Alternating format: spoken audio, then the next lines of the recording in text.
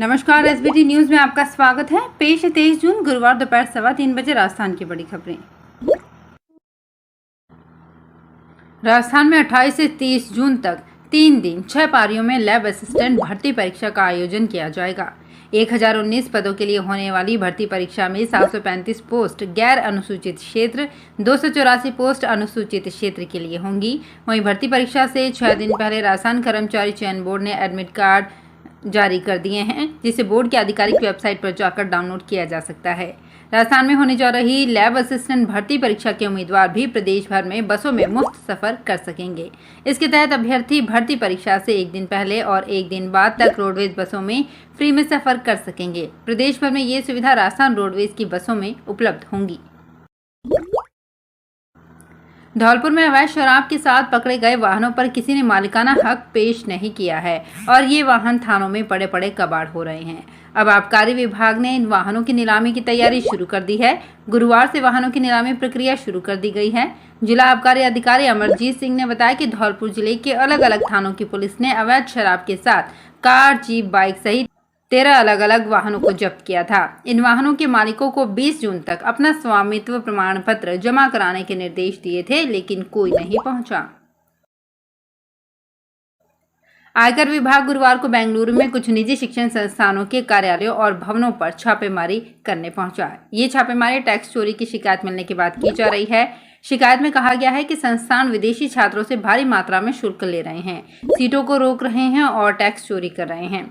सूत्रों के अनुसार आयकर विभाग के अधिकारी सुबह से ही बेंगलुरु के श्री कृष्ण देव राय शिक्षा संस्थान, रेवा विश्वविद्यालय और दिव्य श्री संस्थान और अन्य जगहों पर छापेमारी कर रहे हैं। एक साथ कई जगहों पर छापेमारी की जा रही है।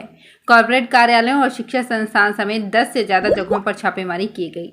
सूत्रों के अनुसार कर्नाटक और गोवा जोन से आयकर अधिकारियों की एक टीम छापेमारी कर रही है। कार्यवाही में आयकर विभाग के 250 अधिकारियों की टीम शामिल है। पहली बार देश के राष्ट्रपति पद के लिए चुनी गई आदिवासी महिला द्रौपदी मुर्मू के प्रस्तावक मेवाड़ के 5 आदिवासी विधायक बनेंगे। इसके लिए 5 आदिवासी विधायकों को भाजपा ने दिल्ली बुलाया है। ये 5 विधायक गुरुवार को दिल्ली पहुंच गए।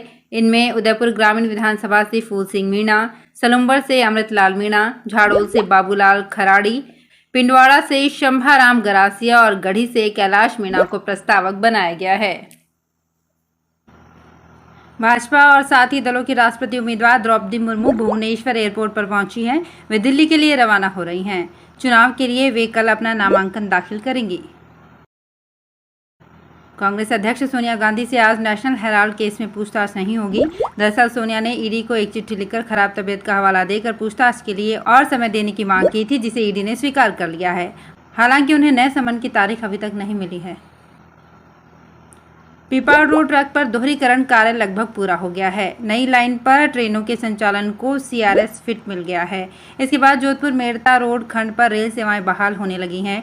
गुरुवार से कई ट्रेनें फिर से रूटीन पर चलने लगी हैं। मंडल रेल प्रबंधक गीतिका पांडे ने बताया कि खारिया खंगार से पिपाड़ रेलवे स्टेशनों के बीच 30 किलोमीटर रूट खंड पर दोहरीकरण कार्य पूरा होने और पश्चिमी क्षेत्र के संरक्षा आयुक्त आर.के. शर्मा द्वारा सफल स्पीड ट्रायल के पश्चात नई लाइन पर ट्रेनों के संचालन की अनुमति देने के साथ ही प्रभावित रेल सेवाएं बहाल होने लग गई हैं, जिससे यात्रियों को सुविधा मिलेगी।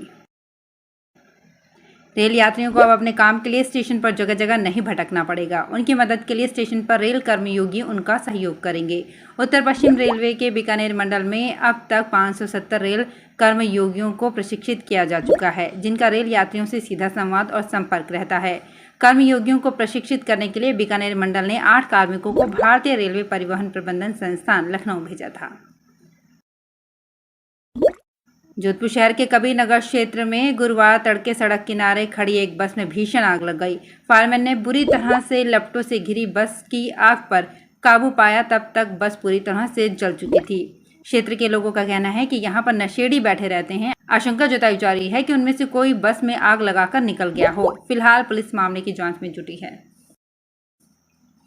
इस वर्ष नेशनल अचीवमेंट सर्वे की रिपोर्ट आने के बाद 3री, 5वीं, 8वीं और 10वीं कक्षा के बच्चों में जो कमियां सामने आई है, उन्हें दूर करने के लिए अब RSCERT नई तैयारी में जुट गया है।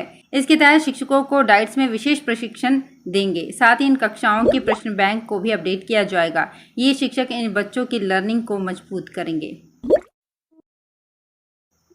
जोधपुर शहर में व्यापारी को एनडीपीएस केस में फंसाने के मामले में एनसीबी और पुलिस आमने सामने हो गए हैं। एनसीबी ने पुलिस पर गाड़ी भगाने, पकड़ी अवैध अफीम खुर्द-बुर्द करने और राजकार्य में बाधा का आरोप लगाया है। वहीं चौहाबो पुलिस ने एनसीबी के सीआई व सूचना अधिकारी सियाराम, सब इंस्पेक्टर भगवान सहाय और आरक्षक भागीरथ को पूछताछ के बाद छोड़ दिया। एनसीबी भी व्यापारी सुमेर राम को पूछताछ के लिए आरोपी की तरह लेकर गई और हिरासत में ले लिया। इसी बीच एनसीबी से लेन देन के कथित ऑडियो वायरल हुए हैं, जिसमें 20 लाख की डिमांड की जा रही है। मामला सामने आने के बाद पुलिस और एनसीबी में टकराव की स्थिति बन गई है। राजस्थान सरकार की ओर से गांव ढाणियों के विद्यार्थियों को अंग्रेजी माध्यम स्कूलों में पढ़ाने के दावे जुगाड़ की व्यवस्था में उलझे हुए हैं। सरकार ने इन स्कूलों को हाईटेक स्कूल बनाने के वादे भी किए, लेकिन अभी भी संसाधनों के मामले में ये स्कूल फिसड्डी साबित हो रहे हैं। विधानसभा में घोषणा के बाद भी अंग्रेजी माध्यम स्कूलों के लिए अभी तक नियमित 10,000 शिक्षकों की भर्ती ही नहीं हो सकी है। ऐसे में हिंदी माध्यम स्कूलों के शिक्षक ही इन स्कूलों में पढ़ा रहे हैं। जोधपुर शहर के 532 सर्किल के पास स्थित इंदिरा कॉलोनी में बुधवार देर रात असामाजिक तत्वों ने करीब 1 दर्जन से अधिक गाड़ियों के कांच तोड़ दिए। रात को हुई इस घटना के बाद वहां रहने वाले लोगों में आक्रोश है। उन्होंने आज सुबह यहां एकत्रित होकर इस घटना पर रोष जताया।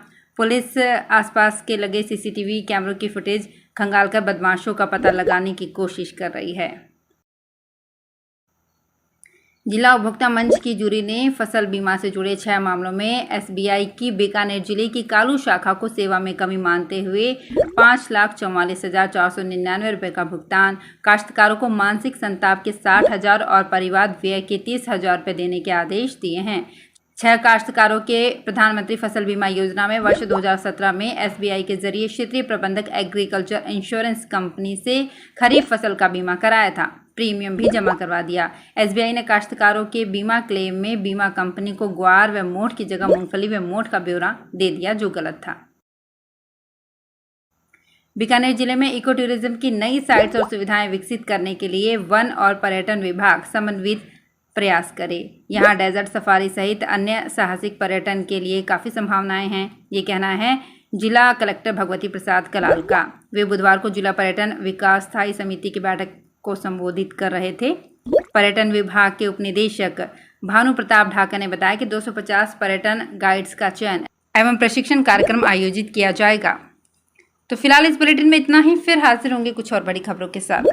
अगर आप भी अपने आसपास की छोटी बड़ी और महत्वपूर्ण खबरों से अपडेट रहना चाहते हैं तो सब्सक्राइब कीजिए हमारे चैनल एसपीटी न्यूज को और प्रेस कीजिए बेल आइकन पर।